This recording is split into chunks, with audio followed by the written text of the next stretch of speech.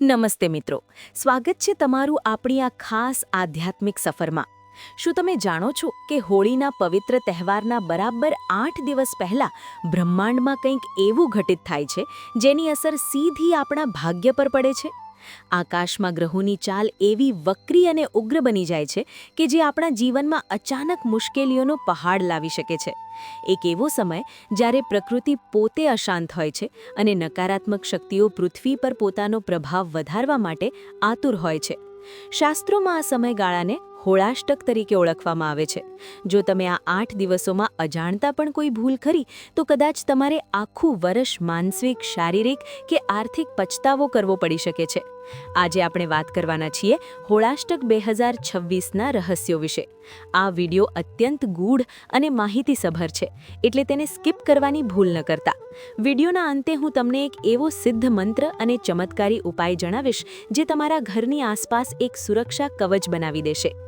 સૌપ્રથમ આપણે એ જાણી લઈએ કે વર્ષ 2026માં હોળાષ્ટક ક્યારથી શરૂ થઈ રહ્યા છે. હિન્દુ પંચાંગ મુજબ ફાગણ સુદ આઠમથી હોળાષ્ટકનો પ્રારંભ થાય છે અને ફાગણ પૂનમ એટલે કે હોલિકા દહન સુધી તે ચાલે છે. વર્ષ 2026માં આ તારીખ 24 ફેબ્રુઆરી મંગળવારથી શરૂ થઈ રહી છે અને 3 માર્ચ મંગળવારના રોજ હોલિકા દહન સાથે આ 8 દિવસો પૂર્ણ થશે. એટલે કે 24 ફેબ્રુઆરીથી 3 માર્ચ સુધીનો આ સમયગાળો તમારે અત્યંત સાવધાની અને ભક્તિભાવથી પસાર કરવાનો છે. હવે તમારા મનમાં સૌથી મોટો પ્રશ્ન એ ઉઠતો હશે કે આ 8 દિવસોને જ કેમ અશુભ માનવામાં આવે છે? શા માટે પૂર્વજો આ દિવસોમાં નવા કામ કરવાની ના પાડતા હતા? તેની પાછળ વૈજ્ઞાનિક અને આધ્યાત્મિક બંને કારણો છે. જ્યોતિષશાસ્ત્રના ગૂઢ સિદ્ધાંતો મુજબ આ 8 દિવસોમાં 8 અલગ અલગ ગ્રહો અત્યંત ક્રૂર અને નીચની અવસ્થામાં હોય છે. પ્રથમ દિવસે ચંદ્રમા પોતાનું સૌમ્ય રૂપ ગુમાવે છે, જેનાથી મન અશાંત થાય છે. બીજા દિવસે સૂર્ય ઉગ્ર બને છે, જે અહંકાર અને ક્રોધ વધારે છે. ત્રીજા દિવસે શનિદેવનો પ્રભાવ વધે છે, જે કાર્યોમાં વિલંબ લાવે છે. ચોથા દિવસે શુક્ર ગ્રહ નબળો પડે છે, જે સુખ સુવિધામાં ઘટાડો કરે છે. પાંચમા દિવસે દેવગુરુ બૃહસ્પતિ એટલે કે ગુરુ ગ્રહ પ્રભાવિત થાય છે, જેનાથી આપણી બુદ્ધિ અને જ્ઞાન મલિન થાય છે. છઠ્ઠા દિવસે બુધ ગ્રહ, સાતમા દિવસે મંગળ અને આઠમા દિવસે રાહુ કેતુની નકારાત્મક અસરો જોવા મળે છે. જ્યારે આટલા બધા ગ્રહો એક સાથે પ્રતિકૂળ હોય ત્યારે પૃથ્વી પરના માનવીઓની નિર્ણય લેવાની ક્ષમતા શૂન્ય થઈ જાય છે. આ સમયે લીધેલા મોટા નિર્ણયોમાં સફળતા મળવાની શક્યતા નહીવત હોય છે. પરંતુ આ તો થઈ જ્યોતિષની વાત. જો આપણે પૌરાણિક કથાઓના પાના ઉથલાવીએ તો હોળાષ્ટક પાછળ એક ભયાનક અને રહસ્યમય સત્ય છુપાયેલ છે. આ તે 8 દિવસો હતા જ્યારે અસુરરાજ હિરણ્યકશ્યપે પોતાના પુત્ર ભક્ત પ્રહલાદને મારવા માટે અનેક કારસાવ રચ્યા હતા. કથાઓ કહે છે કે આ 8 દિવસ દરમિયાન પ્રહલાદને હાથીઓ નીચે કચડાવવામાં આવ્યો, ઝેરી સાંપોના દરમાં નાખવામાં આવ્યો, પહાડ પરથી નીચે ફેંકવામાં આવ્યો અને ઉકળતા તેલમાં નાખવાનો પ્રયત્ન થયો. આ 8 દિવસો ભક્તિ અને અસુરતા વચ્ચેના ભયંકર યુદ્ધના હતા. આખી સૃષ્ટિમાં આક્રંદ અને ભયનું વાતાવરણ હતું. જ્યારે ભક્ત પર આટલું કષ્ટ આવતું હોય ત્યારે કોઈ શુભ કાર્ય કેવી રીતે થઈ શકે? એટલે જ ભારતીય સંસ્કૃતિમાં આ દિવસોને શોક અને સંયમના દિવસો માનવામાં આવે છે. બીજી એક રહસ્યમય કથા ભગવાન શિવ સાથે જોડાયેલી છે.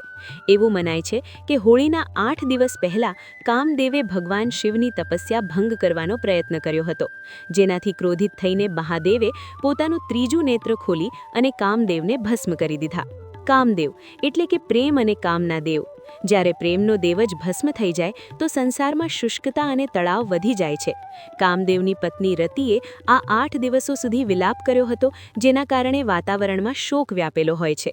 હવે આપણે એ 7 મહત્વના કામો વિશે વિગતવાર ચર્ચા કરીશું, જે તમારે આ હોળાષ્ટક દરમિયાન ભૂલથી પણ નથી કરવાના.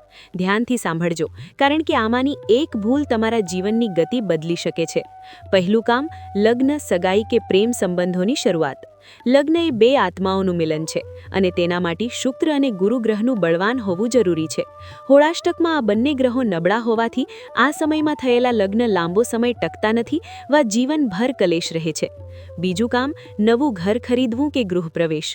ઘરે આપણું રક્ષણ કરે છે, પણ જો તમે હોળાષ્ટક જેવા અશુભ મુહૂર્તમાં ઘરમાં પ્રવેશ કરો છો તો તે ઘરમાં નકારાત્મક શક્તિઓનો વાસ થઈ શકે છે.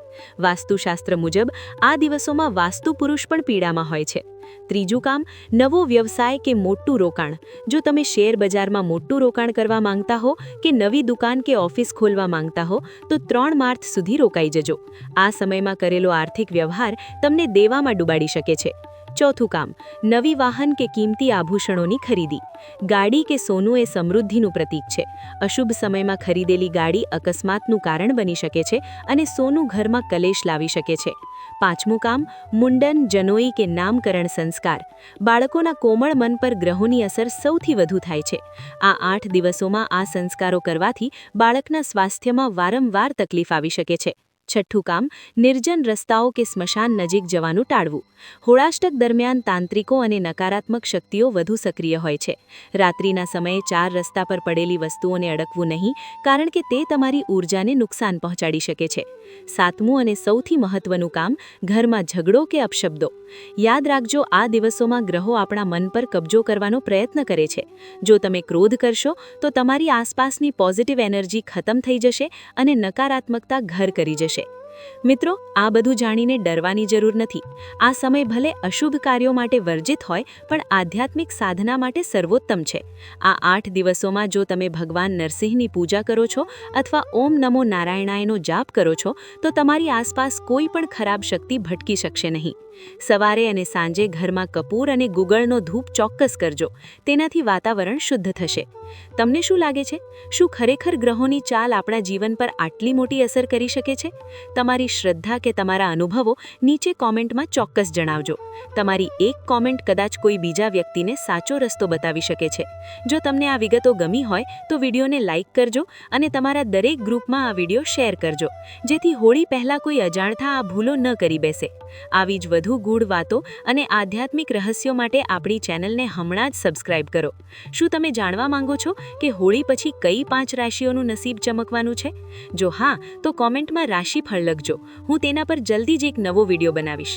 સાથ આપવા બદલ આભાર. જય શ્રી કૃષ્ણ.